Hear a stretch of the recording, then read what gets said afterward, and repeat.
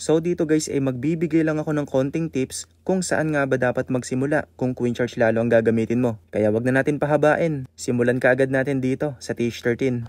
So etong base ng kalaban kung makikita nyo, may dalawang single IT sa harapan at sa likod ng Town Hall. So ibig sabihin, mahihirapan tayong mag Queen Charge diretso sa Town Hall. So pwedeng makapag Queen Charge tayo dyan, mapapatay nga natin yung isang single IT. Pero pagdating natin dito sa pangalawang single IT, mauubusan tayo ng priest, kaka-priest dyan sa single IT na yan. So kapag ganitong klase ng base, may hirapan talaga tayong mag-Queen Charge diretso sa Town Hall. Kaya ang gagawin ko dito tayo mag-Queen Charge sa likod. So pakita natin yung plano. Okay, so dahil nga hindi tayo makakapag-Queen Charge sa area ng Town Hall, kaya dito na lang tayo. Lagay ko dito yung Queen, tanggalin ko itong kalat na to, ilagay ko dito yung King, papasukin ko yung King dito sa loob. So kailangan matanggal ng King lahat itong mga depensa na nandito.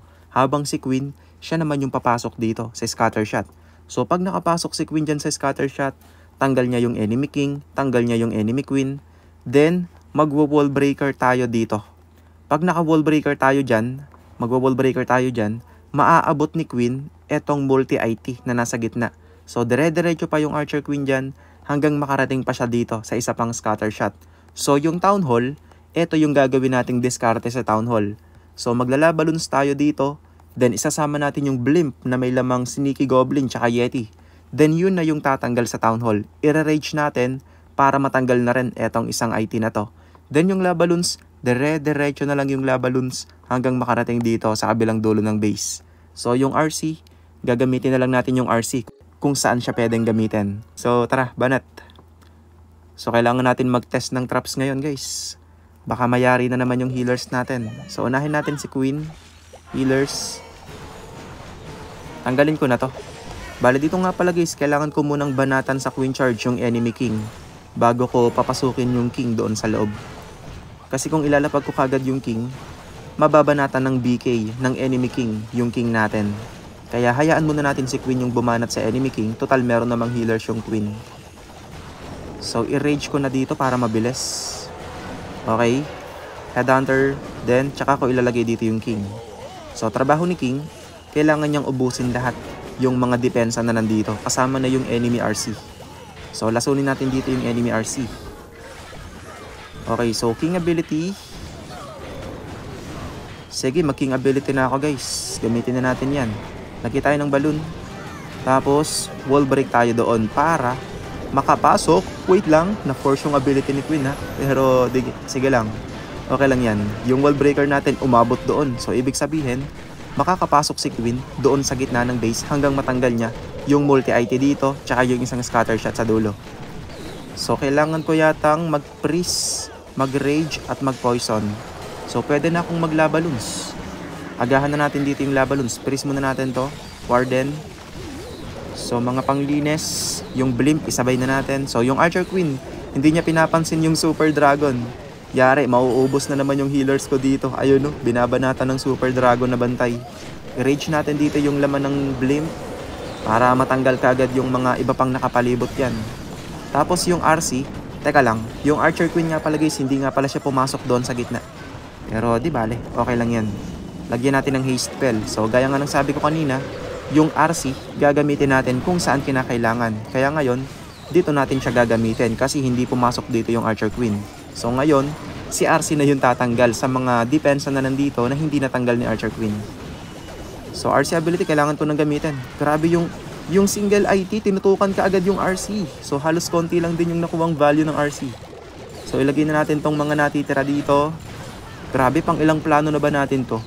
Pumalpak yung plan A, pumalpak yung plan B. So parang naging plan C na yung nangyari. Ayan, so tuwing attack tayo, kailangan hindi tayo nauubusan ng plano.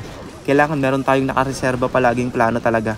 Kasi kapag yung plan A lang yung susundin mo, kapag hindi gumana yung plan A mo, malilito ka kaagad kung ano yung susunod mong gagawin. Kaya kailangan may nakareserbang plan B palagi. So yun.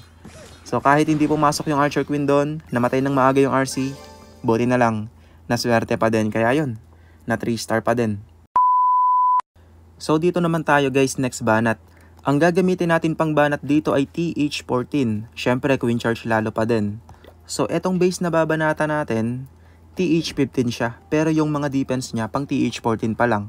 Kaya TH14 lang yung gagamitin natin. Bali ganito naman yung gagawin natin sa base. Yung plano. Okay, so dito ako magki-queen.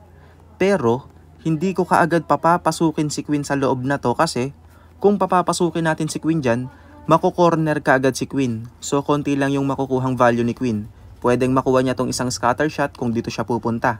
Pwedeng makuha niya to, pero kung papapasukin natin si queen dito, makikita nyo, X-bow, X-bow, X-bow, X-bow. So napakadaming babanat kay queen. Mako-corner si queen kung papupuntahin kaagad natin si queen sa gitna ng base. Kaya ang gagawin natin ay ganito. So tanggalin muna natin yung mga drawing natin. So ganito yung gagawin natin para tumagal si queen. Ilalagay ko dyan si queen. Hindi natin siya papapasukin sa loob. Papupuntahin na lang natin siya sa gilid. So magwo-wall breaker tayo dyan. Magwo-wall breaker tayo dito. Papapasukin natin si queen dito. Then magwo-wall breaker tayo dito. Ilalagay natin si king. Si king yung tatanggal sa lahat ng nandito. Then magwo-wall breaker ulit tayo dito. So pagpasok ni queen dito, matatanggal niya yung town hall. Matatanggal niya yung mga nandito. So mauubos niya yung mga depensa dito ng paunti-unti nang hindi siya nababanatan nung ibang mga depensa ng sabay-sabay. Kumbaga, uunti-untiin ni queen yung mga depensa dito. So pagpasok ni queen dyan, tatanggalin niya itong mga X-bow na to, tatanggalin niya yung town hall, then tsaka siya pupunta dito sa gitna para tanggalin to, para tanggalin to. So kumbaga, inunti-unti lang natin yung pagtanggal sa mga depensa para hindi sila magsabay-sabay ng pagbanat kay Archer Queen. So ganun yung isang technique sa pag-queen charge. So ngayon, ilalagay ko na dito yung RC kasama si Warden. Bali yung flame flinger nga pala, dito ko siya ilalagay para tanggalin yung mga depensa na nandito. So yung Warden at RC, sila na yung bahalang umubos sa lahat. Yung Lava Loons, wala na. Kumbaga parang magiging clean up na lang yung Lava Loons dito. So tara, banat TH14 using Queen Charge Lava Loon. So ganun lang yung gawin nyo guys. Kung sa tingin nyo hindi kayang i-Queen Charge yung Town Hall, so ang gawin nyo, palagpasin nyo lang yung Archer Queen. So kumbaga sa tabi lang kayo dadaan para hindi agad mapuruan si queen. So lagay tayo ng flame flinger. Ay, wala akong flame flinger pala. Pero sige, di bale, okay lang yan. Archer Queen tayo dito, healers. So tanggalin ko na siguro tong depensa na to para si queen siguradong doon pupunta. Okay, queen, doon ka punta ha. Sa kanan, sa kanan. So pagbabalik naman si queen, pwede natin gamitan ng envy. Ayan o, bumalik nga o. Pero tingin ko babalik siya dito. Ayun. So wall break. Unang wall break. Then pangalawang wall break. Tapos tanggalin natin tong mga kalat na to para hindi lumabas yung BK mamaya. Kokolun. Baka maubos na naman yung healers natin. So wall break ulit para sa papasukan ni queen. BK ilagay ko na dito. I-rage natin si queen. O diba guys, tingnan nyo. Hindi nagsasabay-sabay yung mga defense. Kumbaga uunti-untiin lang ni queen yung mga defense. So kailangan kong bumutas ng isa dito para yung next wall break natin doon na pupunta sa sulok. Okay, wall break. Ay kaso, wait lang.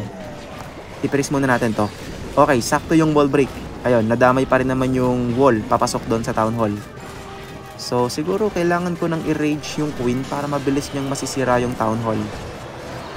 Siguro ang gamitin kong machine, siege barracks na lang. Kasi hindi pala ako nakakuha ng flame flinger eh. Flame flinger sana eh. Okay, then poisonin natin dito yung bantay. So, eto na oh. Unti-untiin na ni queen yung mga depensa na nandito. Papasukin niya yung IT, then susunod niya tong mga X-bow, then punta siya doon sa may scatter shot. I-rage ko na yung queen. Then, ilagay ko na yung RC kasama yung matanda. Okay, siguro siege barracks ilagay ko na lang dito.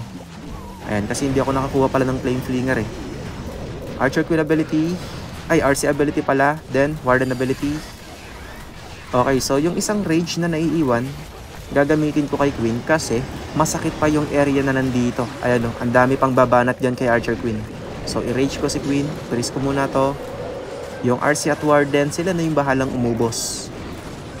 So, ready pa tayo ng freeze guys. I-freeze ko ulit to dahil mabubugbog dyan si Archer Queen. So, kita nyo guys, oh, yung Lava Loons. Halos hindi na natin magagamit tong Lava Loons na to. Yung backup natin na super minions, lumabas na rin. Meron pa tayong Lava Loons pero sige, gamitin na natin guys para mabilis lang. So lagyan natin ng haste spell, iwan natin yung mga panglinis sa likod. Wala, nakuha na to. Archer Queen ability, gamitin na rin natin. So yun, di ba? Hindi nahirapan yung Archer Queen sa area na to. Pero kung pinapasok natin si Queen dyan, sigurado baka na-dedo ng maaga yung Queen. So yun guys, sana meron kayong nakuhang kahit konting tips lang dito sa video na ginawa ko. Tapos kung sa tingin nyo naman ay nakakatulong tong video na to, i-share mo na din sa clanmates or sa GC nyo para makita rin nila. Tapos comment ka din dyan kung anong TH ka na para alam ko kung anong TH naman yung susunod na gagawa natin ng video. Kaya paano, hanggang dito na lang ulit guys. Huwag kakalimutan mag-subscribe ha. Maraming salamat sa panonood.